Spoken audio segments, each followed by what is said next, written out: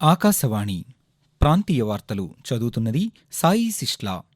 ఈరోజు వార్తల్లోని ముఖ్యాంశాలు. రాష్ట్ర ముఖ్యమంత్రి నారా చంద్రబాబు నాయుడు నీతి ఆయోగ్ ప్రతినిధులతో ఈరోజు సమావేశమయ్యారు. వచ్చే నెల 13వ తేదీన మరో 75 అన్నా క్యాంటీన్లు ప్రారంభిస్తామని రాష్ట్ర పురపాలక శాఖ మంత్రి పి. నారాయణ వెల్లడించారు. ప్రజల అవసరాలకు అనుగుణంగా త్రాగునీరును అందించేందుకు ప్రభుత్వం చర్యలు చేపడుతోందని రాష్ట్ర జలవనరుల శాఖ మంత్రి నిమ్మల రామానాయుడు తెలిపారు. రాష్ట్రంలోని 62 నిల్వ కేంద్రాల్లో ప్రస్తుతం 16,63,263 టన్నుల ఇసుక నిల్వ ఉన్నట్లు గనుల శాఖ ముఖ్య కార్యదర్శి ముఖేష్ కుమార్ మీనా పేర్కొన్నారు. ప్రజా ఫిర్యాదుల పరిష్కారంపై దృష్టి కేంద్రీకరించడంతో పాటు ఫిర్యాదులను సమర్థవంతంగా పరిష్కరించేందుకు కేంద్ర ప్రభుత్వం మార్గదర్శకాలను విడుదల చేసింది. వార్తల వివరాలు. రాష్ట్ర ముఖ్యమంత్రి నారా చంద్రబాబు నాయుడు నీతి ఆయోగ్ ప్రతినిధులతో ఈరోజు సమావేశమయ్యారు. ఈ సమావేశంలో విజన్ 2047 డాక్యుమెంట్ రూపకల్పనపై నీతి ఆయోగ్ ప్రతినిధులతో వికసిత భారత్, వికసిత ఆంధ్రప్రదేశ్ దార్శనిక పత్రాలపై ముఖ్యమంత్రి చర్చిస్తున్నారు. మరోవైపు దేవాదాయ శాఖపై కూడా ముఖ్యమంత్రి ఈరోజు సమీక్షా సమావేశం నిర్వహించనున్నారు. రాష్ట్రంలో వ్యర్థాల నిర్వహణకు ప్రభుత్వం చర్యలు చేపడుతోందని రాష్ట్ర పురపాలక శాఖ మంత్రి పి. నారాయణ తెలిపారు. విశాఖపట్నంలోని కాపులుప్పాడ డంపింగ్ యార్డ్లో ఘన వ్యర్థాల నిర్వహణ కేంద్రాన్ని భీమిలి శాసనసభ్యులు శ్రీనివాసరావుతో కలిసి మంత్రి ఈరోజు పరిశీలించారు. అనంతరం ఆయన పాత్రికేయులతో మాట్లాడుతూ ఇతర దేశాల్లో అమలవుతున్న ఘన వ్యర్థాల నిర్వహణ విధానంపై అధ్యయనం చేసి రాష్ట్రంలో అమలు చేయనున్నామని తెలిపారు. వచ్చే నెల 13వ తేదీన మరో 75 అన్నా క్యాంటీన్లను ప్రారంభిస్తామని మంత్రి తెలుపుతూ, అన్నా క్యాంటీన్స్ ముఖ్యమంత్రి గారు సైన్ చేసిన 5 సిగ్నేచర్లు ఒకటి ఉంది. 100 రోజుల్లో చేయమంటే అధికారులు 60 రోజుల్లోనే 100 అన్నా క్యాంటీన్ స్టార్ట్ చేశారు. సెప్టెంబర్ 13వ తేదీ ఒక 70 స్టార్ట్ చేస్తున్నాం. మిగతావి కూడా అక్టోబర్లో స్టార్ట్ చేస్తాను ప్రజలందరికీ తెలియజేస్తున్నాను. ప్రజల అవసరాలకు అనుగుణంగా త్రాగునీరును అందించేందుకు ప్రభుత్వం చర్యలు చేపడుతోందని రాష్ట్ర జలవనరుల శాఖ మంత్రి నిమ్మల రామానాయుడు తెలిపారు. పశ్చిమ గోదావరి జిల్లా పాలకొల్లులో సురక్షిత నీటి కేంద్రాన్ని పురపాలక సంఘం అధికారులతో కలిసి మంత్రి నిన్న పరిశీలించారు. అనంతరం ఆయన మాట్లాడుతూ సురక్షితమైన త్రాగునీరు అందించేందుకు తాగునీటి సరఫరా వ్యవస్థపై ప్రత్యేక దృష్టి సారించామని అన్నారు. పాలకొల్లులో జనాభాకు అనుగుణంగా 15 కోట్ల రూపాయలతో కుళాయిలు, నీటి నిల్వ ట్యాంకులు నిర్మించామని తెలిపారు. త్రాగునీరు సరఫరాపై వచ్చిన ఫిర్యాదులను క్షేత్రస్థాయిలో పరిశీలించి అందుకు అనుగుణంగా చర్యలు తీసుకుంటున్నామని మంత్రి తెలిపారు. రాష్ట్రంలోని 62 నిల్వ కేంద్రాల్లో ప్రస్తుతం 16,63,263 టన్నుల ఇసుక నిల్వ ఉన్నట్లు గనుల శాఖ ముఖ్య కార్యదర్శి ముఖేష్ కుమార్ మీనా తెలిపారు. జులై 8 నుండి నిన్నటి వరకు 21,47,883 మెట్రిక్ టన్నుల ఇసుక కొనుగోలుదారులకు చేరిందని, ముఖ్యమంత్రి సూచనల మేరకు బుకింగ్ కేంద్రాలను ప్రత్యేకంగా నిర్వహించామని చెప్పారు. రాష్ట్రంలో ఉన్న ఇసుక వివరాలను నిత్యం ప్రజలకు అందుబాటులో ఉంచుతున్నామని పేర్కొన్నారు. నిన్న 22,114 టన్నుల ఇసుక కోసం 1,748 బుకింగ్లు జరిగాయని, వాటిల్లో 20,552 టన్నులు సరఫరా చేశామని తెలిపారు. రాష్ట్రంలోని అన్నా క్యాంటీన్లలో పరిశుభ్రత పాటిస్తున్నామని రాష్ట్ర విద్యాశాఖ మంత్రి నారా లోకేష్ తెలిపారు. తణుకు అన్నా క్యాంటీన్లో అపరిశుభ్రత అంశంపై మంత్రి స్పందించారు. రుచి, శుచి, శుభ్రతకు అన్నా క్యాంటీన్లో అత్యంత ప్రాధాన్యం ఉంటుందని తెలిపారు. సామాజిక మాధ్యమాల్లో వీడియో వాస్తవం కాదని స్పష్టం చేశారు. కావాలని కొందరు అన్నా క్యాంటీన్లపై అవాస్తవాలు ప్రచారం చేస్తున్నారని నారా లోకేష్ పేర్కొన్నారు. మరోవైపు తణుకు అన్నా క్యాంటీన్లో శుభ్రత పాటించడం లేదన్న ప్రచారంపై రాష్ట్ర పురపాలక శాఖ మంత్రి నారాయణ ఆరా తీశారు. హరే కృష్ణ మూవ్మెంట్ ప్రతినిధులు అధికారుల నుండి వివరాలు తెలుసుకున్నారు. ప్లేట్లను మురికినీటిలో కడుగుతున్నారనేది పూర్తిగా అవాస్తవమని అధికారులు మంత్రికి తెలిపారు.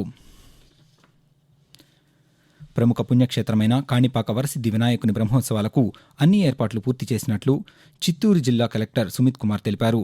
వచ్చే నెల 7వ తేదీ నుండి 27వ తేదీ వరకు నిర్వహించనున్న బ్రహ్మోత్సవాలపై అన్ని శాఖల అధికారులతో కాణిపాకం దేవస్థానంలో ఈరోజు సమీక్షా సమావేశం నిర్వహించారు. ఈ సందర్భంగా కలెక్టర్ మాట్లాడుతూ 21 రోజుల పాటు కాణిపాక వరసిద్ధి వినాయకుని బ్రహ్మోత్సవాలను నిర్వహిస్తున్నట్లు తెలిపారు. బ్రహ్మోత్సవాలకు వచ్చే భక్తులకు ఎలాంటి ఇబ్బందులు కలగకుండా ఏర్పాట్లు చేస్తున్నామని, సామాన్య భక్తులకు త్వరితగతిన దర్శనం లభించేలా చర్యలు తీసుకుంటున్నామని కలెక్టర్ వివరించారు. ఆకాశవాణి ప్రాంతీయ వార్తలు వింటున్నారు. పర్యావరణాన్ని పరిరక్షించేందుకు మట్టి గణపతులను ఏర్పాటు చేయాలని తిరుపతి జిల్లా కలెక్టర్ ఎస్. వెంకటేశ్వర్ పిలుపునిచ్చారు. తిరుపతి కలెక్టర్ కార్యాలయంలో జిల్లాలోని వినాయక నిమజ్జన కమిటీ సభ్యులతో కలెక్టర్ ఈరోజు సమావేశమయ్యారు. అనంతరం కలెక్టర్ పాత్రికేయులతో మాట్లాడుతూ పండగలలో సంప్రదాయాల పరిరక్షణతో పాటు సామాజిక బాధ్యతను కూడా ప్రజలు తీసుకోవాలన్నారు. పర్యావరణానికి హాని కలిగించే ప్లాస్టర్ ఆఫ్ ప్యారిస్ లాంటి విగ్రహాలకు ప్రత్యామ్నాయంగా మట్టి వినాయకులను ప్రజలు పూజించాలని, ఈ అంశంపై వినాయక నిమజ్జన కమిటీ సభ్యులు అవగాహన కల్పించాలని కలెక్టర్ సూచించారు. ప్రజా ఫిర్యాదుల పరిష్కారంపై దృష్టి కేంద్రీకరించడంతో పాటు ఫిర్యాదులను సమర్థవంతంగా పరిష్కరించేందుకు కేంద్ర సిబ్బంది, ప్రజా ఫిర్యాదులు, పెన్షన్ల మంత్రిత్వ శాఖ మార్గదర్శకాలను విడుదల చేసింది. పౌరులకు సాధికారత కల్పించే ప్రక్రియను క్రమబద్ధీకరించడం, మరింత స్పష్టత తీసుకురావడం, ప్రజా ఫిర్యాదుల పరిష్కారంపై దృష్టి కేంద్రీకరించడం, ఫిర్యాదులను సమర్థవంతంగా పరిష్కరించేందుకు ఈ మార్గదర్శకాలు విడుదల చేసినట్లు తెలిపింది. పౌరులు తమ ఫిర్యాదులను www.pgportal.gov.లో నమోదు చేసుకోవచ్చని, ఇది ఏక గవాక్ష విధానంలో పనిచేస్తుందని వెల్లడించింది. కేంద్ర మంత్రిత్వ శాఖల విభాగాలు ప్రజా ఫిర్యాదుల కోసం నోడల్ అధికారులను నియమించి ఫిర్యాదులను వెంటనే పరిష్కరిస్తారని తెలిపింది. కృష్ణా జిల్లా గుడివాడలో రేపు ఉద్యోగ మేళా నిర్వహిస్తున్నట్లు జిల్లా ఉపాధి కల్పనాధికారి డి విక్టర్ బాబు ఒక ప్రకటనలో తెలిపారు. జిల్లా ఉపాధి కార్యాలయం, జిల్లా నైపుణ్యాభివృద్ధి సంస్థ సంయుక్త ఆధ్వర్యంలో జరిగే ఈ ఉద్యోగ మేళాను యువత సద్వినియోగం చేసుకోవాలని సూచించారు.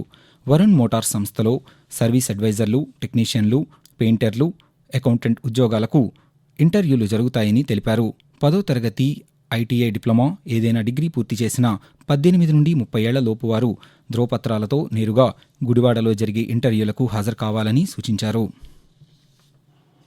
రాష్ట్ర ప్రభుత్వం నిర్వహిస్తున్న అన్నా క్యాంటీన్లకు వ్యాపారవేత్త సెల్కాన్ సీఎండీ వై గురుస్వామి నాయుడు 26.25 లక్షల రూపాయలను విరాళంగా అందించారు. ఈ మేరకు ముఖ్యమంత్రి నారా చంద్రబాబు నాయుడును నిన్న హైదరాబాద్లోని ఆయన నివాసంలో కలిసి చెక్కును అందజేశారు. పేదలకు 5 రూపాయలకే అన్నం పెట్టాలనే ఉద్దేశంతో ప్రారంభించిన అన్నా క్యాంటీన్ల నిర్వహణలో భాగస్వాములయ్యేందుకు వివిధ వర్గాల ప్రజలు, వ్యాపారులు ముందుకు రావడం అభినందనీయమని, పేద ప్రజలకు నాణ్యమైన భోజనాన్ని అందించే ఈ కార్యక్రమంలో భాగస్వాములు అయ్యేందుకు ఎవరైనా విరాళం అందించవచ్చని ముఖ్యమంత్రి తెలిపారు. వాతావరణం.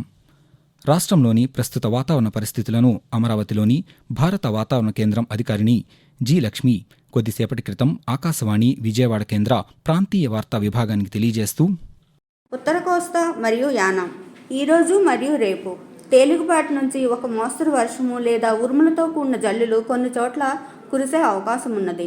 దక్షిణ కోస్తా మరియు రాయలసీమ ఈరోజు మరియు రేపు తేలికపాటి నుంచి ఒక మోస్తరు వర్షము 1 లేదా 2 చోట్ల కురిసే అవకాశం ఉన్నది.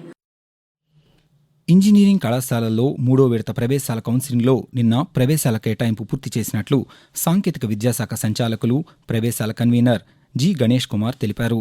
మొత్తంగా 248 కళాశాలల్లో 1,39,488 ప్రవేశాలకు గాను 1,16,333 సీట్లను భర్తీ చేసినట్లు వెల్లడించారు. కన్వీనర్ కోటా కింద 24 విశ్వవిద్యాలయాల ఇంజనీరింగ్ కళాశాలల్లో 7,047 ప్రవేశాలు ఉండగా వాటిలో 5,920 భర్తీ అయినట్లు తెలిపారు. సేవకు ప్రతిరూపంగా మదర్ తెరిసా నిలిచారని పర్యాటక శాఖ మంత్రి కందుల దుర్గేష్ తెలిపారు. తూర్పుగోదావరి జిల్లా నిడదవోలులోని సమిశ్రగూడెం గ్రామంలో మదర్ తెరిసా జయంతి వేడుకల్లో మంత్రి పాల్గొని మదర్ తెరిసా విగ్రహాన్ని ఆవిష్కరించారు. ఈ సందర్భంగా మంత్రి మాట్లాడుతూ, తెరిసా చేసిన సేవా కార్యక్రమాలు అందరికీ మార్గదర్శకం అని తెలిపారు. మదర్ తెరిసా ఆశయాలను పాటిస్తూ ప్రతి ఒక్కరూ సమాజ సేవ చేయాలని మంత్రి పేర్కొన్నారు. ఆకాశవాణి ప్రాంతీయ వార్తలు ముగించే ముందు ముఖ్యాంశాలు మరొకసారి. రాష్ట్ర ముఖ్యమంత్రి నారా చంద్రబాబు నాయుడు నీతి ఆయోగ్ ప్రతినిధులతో ఈరోజు సమావేశమయ్యారు. వచ్చే నెల 13వ తేదీన మరో 75 అన్నా క్యాంటీన్లు ప్రారంభిస్తామని రాష్ట్ర పురపాలక శాఖ మంత్రి పి. నారాయణ వెల్లడించారు. ప్రజల అవసరాలకు అనుగుణంగా త్రాగునీరును అందించేందుకు ప్రభుత్వం చర్యలు చేపడుతోందని రాష్ట్ర జలవనరుల శాఖ మంత్రి నిమ్మల రామానాయుడు తెలిపారు. రాష్ట్రంలోని 62 నిల్వ కేంద్రాల్లో ప్రస్తుతం 16,63,263 టన్నుల ఇసుక నిల్వ ఉన్నట్లు గనుల శాఖ ముఖ్య కార్యదర్శి ముఖేష్ కుమార్ మీనా పేర్కొన్నారు. ప్రజా ఫిర్యాదుల పరిష్కారంపై దృష్టి కేంద్రీకరించడంతో పాటు ఫిర్యాదులను సమర్థవంతంగా పరిష్కరించేందుకు కేంద్ర ప్రభుత్వం మార్గదర్శకాలను విడుదల చేసింది. ఆకాశవాణి ప్రాంతీయ వార్తలు ఇంతటితో సమాప్తం.